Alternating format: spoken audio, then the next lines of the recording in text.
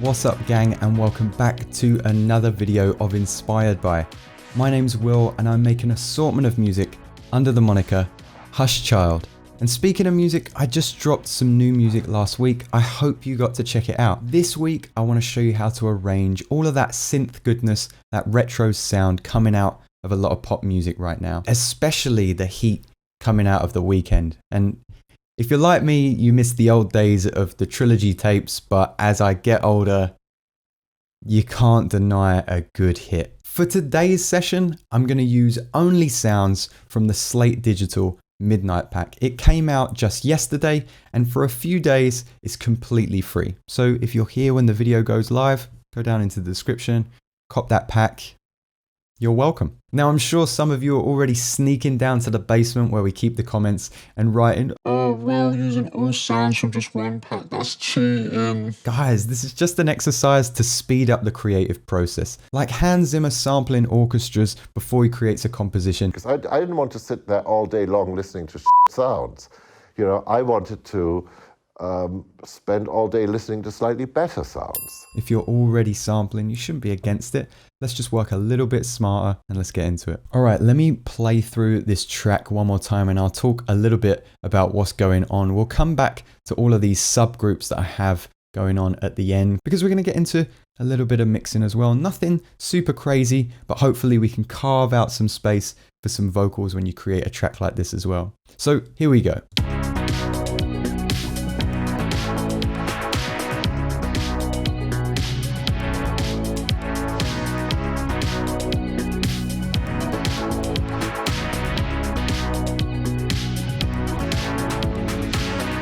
Awesome. The funniest thing is that sample was the first one I clicked on here. And I went through all the other 500 sounds in the pack before going full circle back to this one and realized that it just screamed "Take My Breath" by The Weeknd. And you can see that I've chopped it up a little bit. We've got some fades here and I've warped some of these markers as well. So this one's stretched out a little bit more. And then again, with this second clip here, underneath, I tried to copy that of "Take My Breath." There's a little bit of panning going on. So if I press A and I go to my panning, you can see here, let's make this a little bit bigger for you guys, that I start in quite a large panned area with 15 left, 15 right, and then go down to 10 and then 5 right.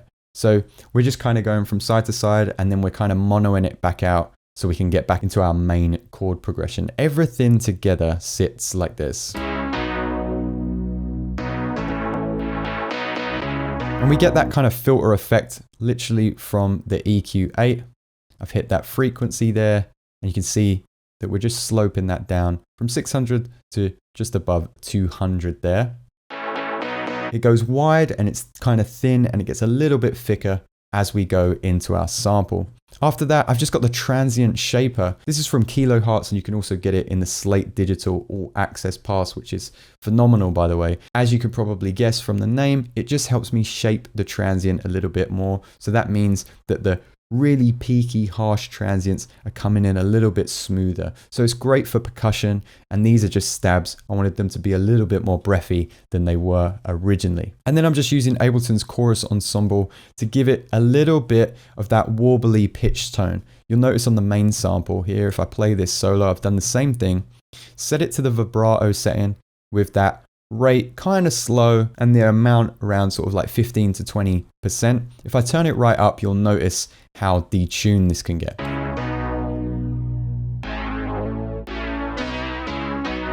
So you don't want it super out of tune from your other instruments, but you want it just a little bit kind of tuneful, like vinyl samples, that kind of thing. And I've set that offset to 13 as well. So we're getting a little bit of stereo width there. Everything here sits in my sample group, and that's because I just have Fresh Air there. A lot of us copped the Fresh Air plugin from Slate Digital as it was absolutely free, and it just brightens up that sample. And I'm kind of just bringing out some of that noise that was within that sample, however they went about recording it. And then we go on to our guitar track. And in our guitar track, I've just got hard pan left, hard pan right, this sample here. Starting with this reverse sample there, so I just cut off the tail end, flipped it around, put it at the beginning. Originally, this was falling on the downbeat, and this is where we get into some kind of arranging details, is that originally I had everything playing together.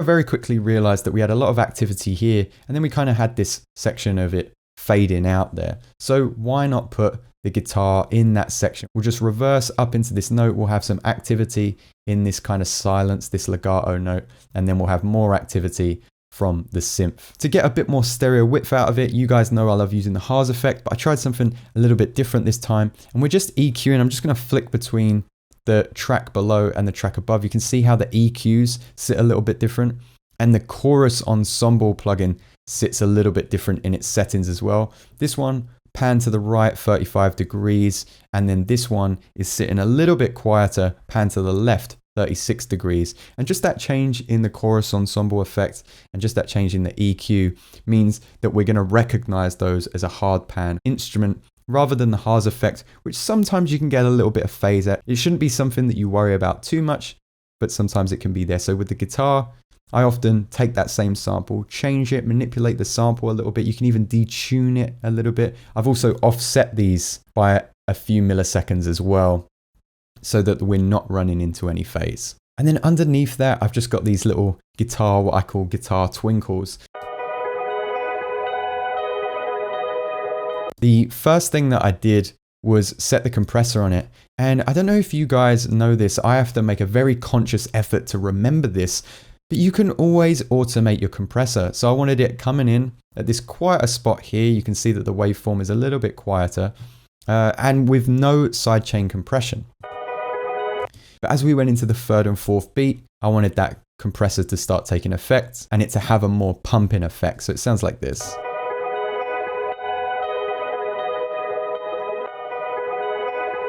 So on and off, we have a little bit of movement there, which is kind of exciting, but I had to clear some space for my guitars. So I've really squished the high pass to the right side.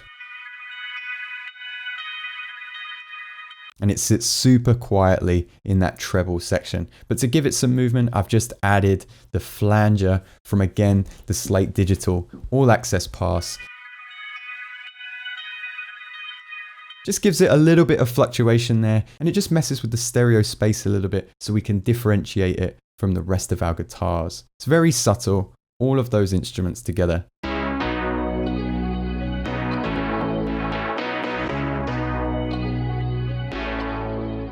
Might be able to hear some clicks there where I haven't faded my samples here. If I was going to spend a little bit more time on that track, I'd probably fade these samples just here so they're not clicking. And once we've got all our percussion in there, you're not really going to notice it anyway. So don't worry too much. I know somebody wants to call me out about it. After that and before the bass, there's just one other melodic element, and it's just this sample that I pitched up 13 semitones, reversed it, faded it in with a little bit of EQ filter in as well. So it just works as kind of a riser, gets us back into that main loop.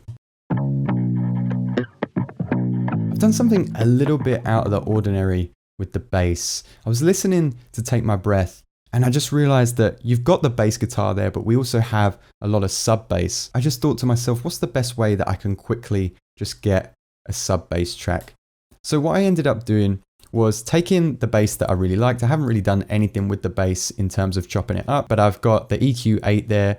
I've perked this Q point up here around the 2K portion. If you kind of pick that region up on a guitar bass, you get a little bit more air out of that recording, which is nice.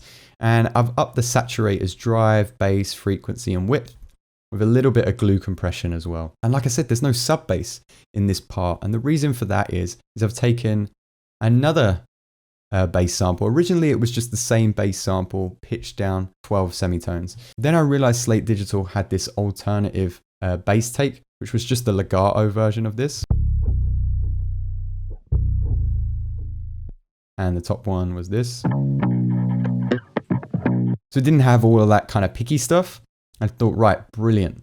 So I've put the EQ8 on that and really rounded it off to like the first 100 hertz. And then I've put a little bit of sidechain compression on that and monoed out that frequency. Notice how I've only taken the right side, so that's in mono. And with this one, I've only taken the left side as well, because I wanted to make sure there would be no phase, but they were both in mono. So it's just a little detail there. It's kind of out of the ordinary what I did. I wanted to make sure that there was a lot of sub in this bass, like there was in the Weeknd's track.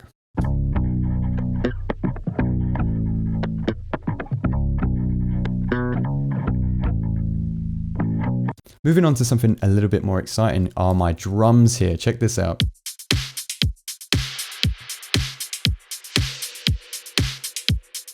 So you might be able to hear we've got some send action on there. We've got some resample parts. Let's open all of these up. Guys, when you're using good quality samples that are nice and loud and they've already been mixed and mastered, do remember that you don't always have to add compression and your other effects to really make them stand out. So I've just done a little bit of EQ to get it to more how I would like my kick drum, but it was nice and bright and loud anyway. My snare, I've kept almost exactly how it was when we started. I've just brought the volume down and I've taken out the little sub bass rumble that was in that snare.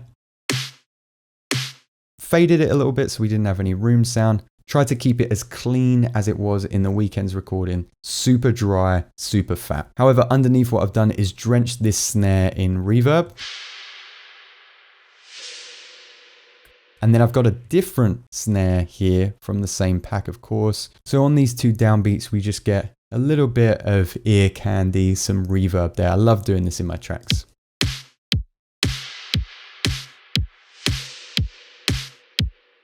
Moving down, I really like these hi-hats. Originally they came in and they were really just like robotic, like they were in a sequencer.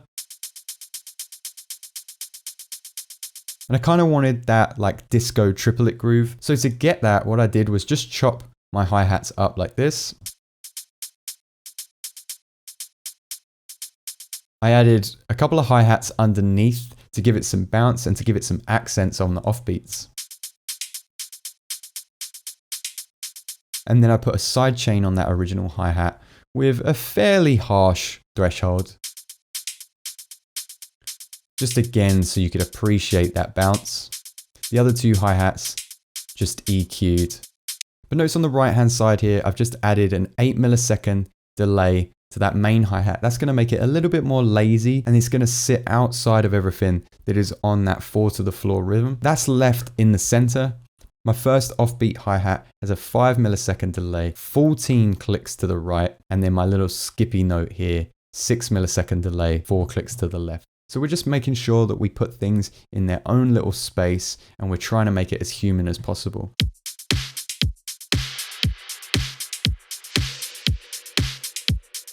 And you might have seen this coming in. I had a drum bus here. And I think I've shown off this little plugin that I've used quite a lot. It's a sender and receiver, and you just get it for free from the Max for Live community. I'll leave it in the description below. And essentially what it does is you put it between your plugins and it shows the level coming in and then accounts for that in the receiver and brings that volume down. The only problem is it adds a little bit of latency. So then what I do is I turn these off. I try and make a note of that. I turn these off and I add a utility to act as just a little bit of gain control. And I've brought that down by 144. And I've just got the effects that the drum bus is given without any of the volume change, which is cool. Just a little like tidbit of information there. The drum bus, obviously, just kind of making everything sit together more nicely, making it a little bit more impactful. Underneath the drums, I have my claps just acting as some accents. Again, I've enjoyed the reverse notes that I've put into this track. So I've got 2 claps from the Slate digital pack, this long reverse note. To get that, I've shown it before. Just record loads of reverb on one clap, chop that off, get rid of the reverb, reverse it, put it at the beginning. And you can probably see there, I've got this going to a return track and I'm just sending that to send A with loads of reverb on it, 100% wet. So it's got that classic accented clap feel. Underneath, I've got some live claps that I recorded myself. Damn, so I broke my own rule. I just realized that. So I just wanted a real humanistic feel. Anyway, so I've got these 2 claps here with a little bit of reverb, a little bit of plate. So there's a different type of reverb there. Both of these EQ'd. And then I've pitched down this clap here. Again, 100% wet reverb, using the kilohertz reverb here. Mix all the way up. Everything together. Finally, we're coming to the percussion right at the end of the project. Let's open these guys up so you can see them. I've got some different cymbal samples. Notice how these are being sent to the returns. Track B, which is more reverb. and then track C, which is delay. So we're just getting some stereo movement there. This is what I really like. This is what I could hear that stood out for me in the perk section of Take My Breath. So I'm just pitching 2 cowbell samples. These are going to be the loudest in the mix, so that's why I've got that glue compressor there, just to tame these transients a little bit.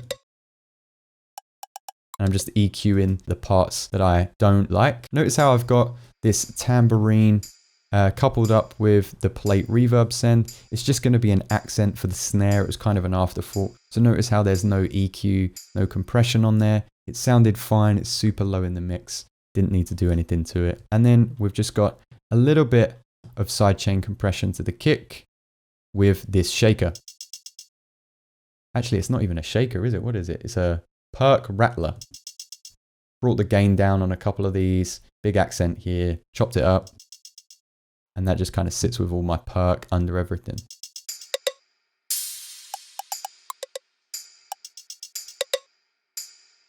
Bring my claps in.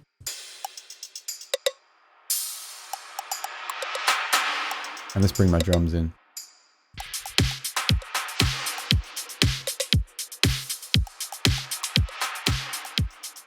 All my perk is panned as well.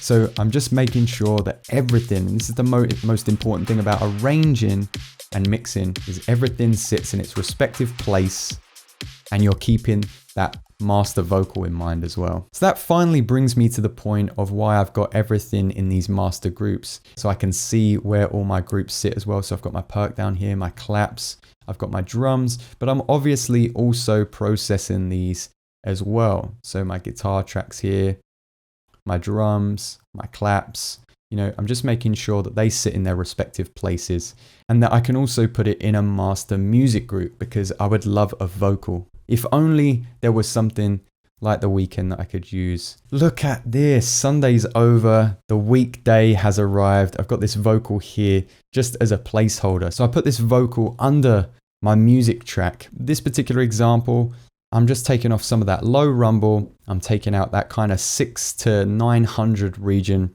of the music, only a little bit. And that's because a lot of the activity from my vocal is going to sit around that range as well. Everything together sounds like this.